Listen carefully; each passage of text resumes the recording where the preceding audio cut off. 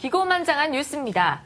이명박 대통령은 오전 청와대 춘추관에서 가진 특별 기자회견에서 동남권 신공항은 비록 여건상 짓기 어렵다는 결론을 내렸지만 신공항에 대한 강력한 지역 주민의 요구는 지역 경제를 살리고 지역 발전을 이루고자 하는 열망이었음을 잘 안다. 해당 지역 발전에 대한 정부의 의지와 관심은 지속될 것이라고 전했습니다. 3월 소비자 물가가 석 달 연속 4%대 고공행진을 이어가면서 29개월 만에 최고치를 기록했습니다.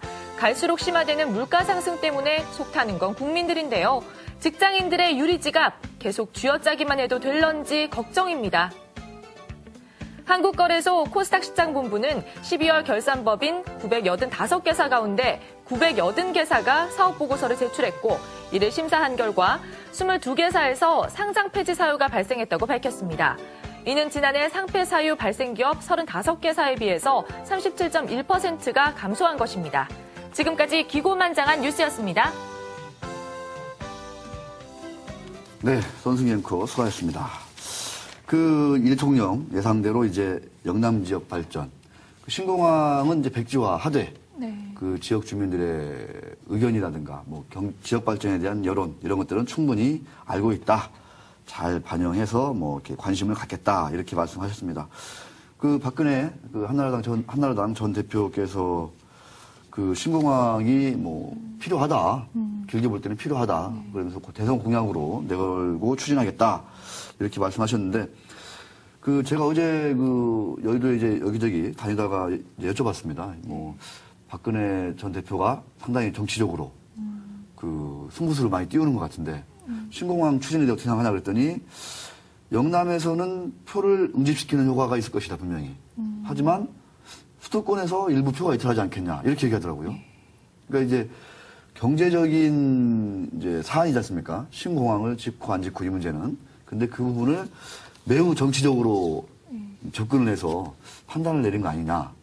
그러면은 그 지역 사람들이야 추진하겠다니까 당분간은 그런 추진하겠다는 걸로 이렇게 응집을 시킬 수 있지만 수도권이라든가 다른 지역 사람들은 너무 정치적이다.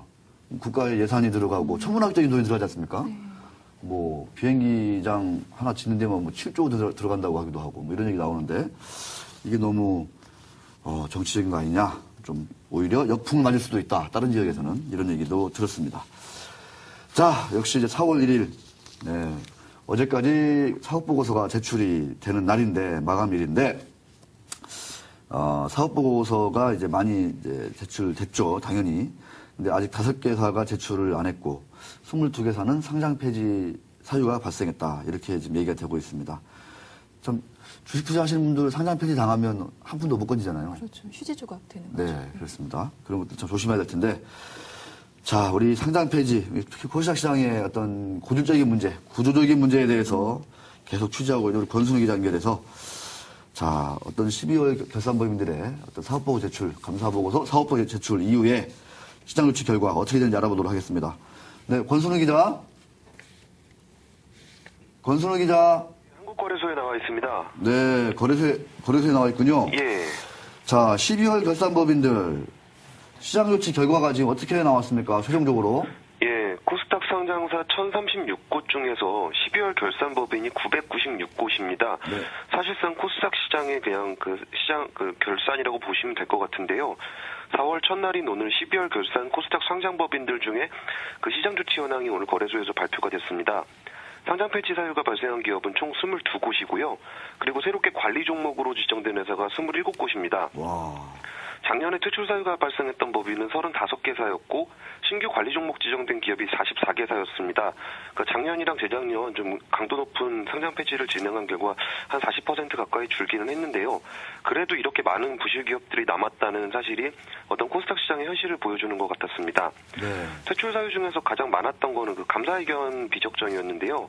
22개사 중에 16개사가 감사의견 때문에 이제 퇴출 사유가 발생을 했습니다. 예, 관리 종목 중에서는 손실이 컸던 기업들이 한 20개사가 있어서 가장 많은 사유로 꼽혔습니다. 현재까지 상장 폐지가 확정된 기업은 중앙디자인, 대선조선, MNFC, 스톰 ENF 4곳입니다.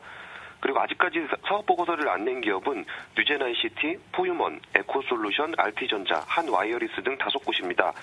이 회사들은 11일까지 사업 보고서를 내야 하고요. 그렇지 않으면 즉각적으로 상장 폐지 절차를 진행하게 됩니다. 네. 우리 유현정 기자도 궁금한 게 좀 많다고 하는데. 네. 네. 그 12월 결산 상장 법인 그 시장 조치 결과는 어떻게 되는지. 네. 궁금한데요. 아까 그 얘기는 한 얘기고요. 네. 네, 자, 예, 예. 개별 기업별로 좀 구체적인 좀 특이사항이 있으면 좀 지적 좀 해주세요. 예, 그 감사의견을 거절을 받은 후에 대표이사가 좀 스스로 목숨을 끊었던 신모택이 어제 서울 역삼동에서 주주총회를 열었습니다. 예, 주주총회 분위기는 좀 차분했는데요. 감사의견을 거절받은 상황이라 재무제표를 승인하거나 이사 보수 한도를 이야기하는 건 별 의미가 없기 때문입니다. 예, 차분하긴 했지만 주주들의 마음은 타들어가고 있었는데요. 신모택의 소액 주주 모임은 경영권 참여를 선언하고 임시 주총을 요구하겠다고 밝혔습니다.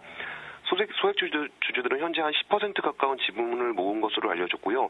최종적으로는 회사 경영권을 확보할 것이 목표라고 했습니다. 그리고 지난해 전기차 테마의 대장주로 화려하게 입성했던 CT&T가 7개월 만에 관리 종목으로 지정이 됐습니다. 그리고 주주총회에서 그 CT&T의 이영기 대표는 그 실적 부진의 책임을 지고 새로운 투자자가 나타나면은 그 회사를 매각할 수도 있다. 대표직에서 물러나겠다고 밝혔습니다. CT&T는 지난해에만 영업 손실이 420억 원을 기록을 했고요. 당기순 손실이 698억 원 수준이었습니다. CT&T는 그래도 우회 상장하기 전까지만 해도 영업이익 한 54억 원 정도를 올리는 회사였는데요.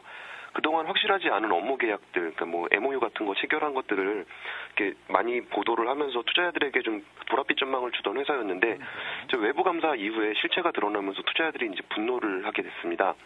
현재 직원들 월급도 못 주고 있는 상황이라 사실상 회사 운영이 되지 않는 것으로 보여서 앞으로 전망도 좀 불투명한 상태입니다. 그리고 기고만장에서 지속적으로 위험하다고 경고를 했던 포유머는 결국 사업 보고서를 제출하지 않았습니다.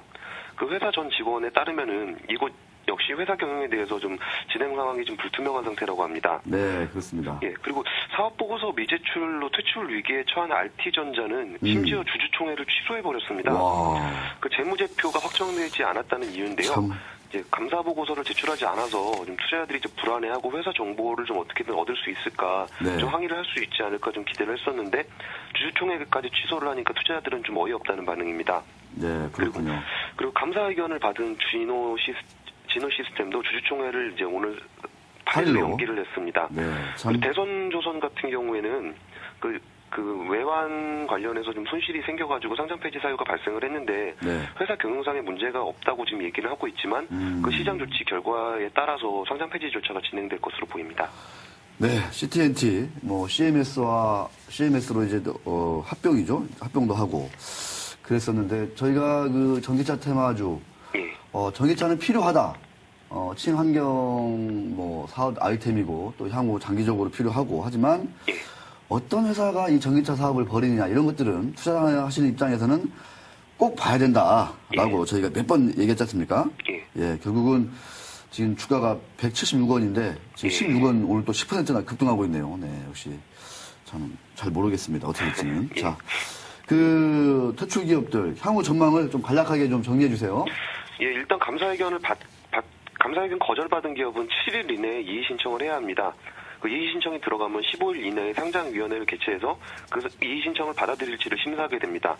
그 기업 실적이 안 좋아서 상장 폐지 사유가 발생한 기업은 4월 11일까지 불확실성이 해소됐다는 확인서를 제출해야 됩니다. 그게 안 되면 12일부터 바로 상장 폐지 절차가 진행이 됩니다. 사업 보고서를 안 낸 기업은 11일까지 내야 하고요. 그 11일까지 제출을 안 하면 즉각적으로 상장 폐지 절차가 진행됩니다. 현재까지 이의 신청서를 제출한 기업은 제일창업투자, 엠빅스, 하나이어리스, 스톰 ENF, 세븐코스프가 있습니다. 이의 신청서 제출은 상장을 유지하기 위한 마지막 몸부림이기는 한데요. 대부분 기업들이 유지가 불가능하다는 걸 알면서도 투자자들의 항의를 못 이겨서 좀 형식적으로 이의 신청을 하는 경우가 많아서 이의 신청에 대한 기대는 좀 큰 기대를 하기는 어려운 것처럼 보입니다. 네. 자, 권순우 기자 오늘 아주 좋은 얘기 고맙습니다. 계속 그 코스닥 시장은 계속 좀 취재 좀 해주세요. 예, 알겠습니다. 네, 점심 잘 드시고. 자, 시모텍 시가총액이 534억인데 아까 소액주주들이 10%를 먹었다 하더라고요. 뭐 그 지분만 해도 50억이 넘는 그런 참 큰 돈인데 상장 폐지 지금 위기에 몰려 있습니다. 그 사실 이제 저희들이 이렇게 감사 의견 거절 이런 것들을 자꾸만 말씀드리는 이유는 나중에 기업들이 어떻게 바뀌어가지고 이게 뭐 퇴출된 기업이 다시 살아올 수도 있고 또 상장 폐지 이의 신청해가지고 실질 심사 들어가가지고 다시 또 이제 회생할 수도 있고 하겠지만 거래소라든가 이 전문가분들이 그냥 무슨 이유 없이 이렇게 실질 심사를 벌이는 게 아니거든요. 저도 이제 얼마 전에 상장 폐지 실질 심사에 들어갔다가 뭐 이의 신청을 한 기업들 관계자하고 얘기도 해보고 그랬는데 이것저것 저희들이 뭐 자기들은 회계사에서 또는 거래소에서 요구하는 걸 다 들어줄 테니까 상장 폐지만은 면하게 해달라라고 자꾸만 이렇게 하소연 하더라고요. 하지만 원칙은 또 원칙인 거고 또 투자자 보호는 투자자 보호입니다.